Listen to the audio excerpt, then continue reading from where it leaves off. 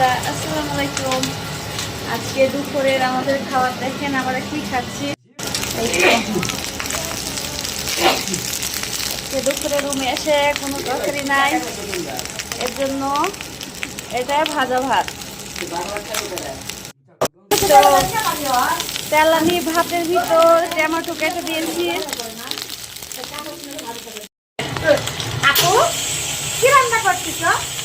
আজকে কোনো আমাদের তরকারি নাই, তাই আজকে আমরা ভাত ভাজা খাবো। তাই বলছিস? হ্যাঁ। আজকে বাজার করে নাই? না না কেন আপু টাকা নাই? মশলা লাগবো? আরে তো আন্ডা।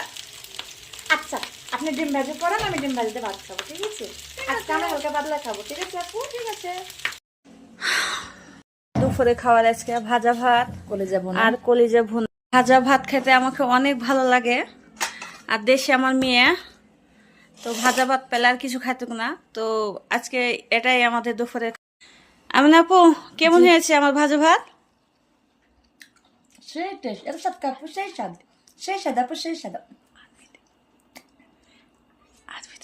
আহ প্রাণ ঠান্ডা হয়ে গেল আপু, এত স্বাদ কে না?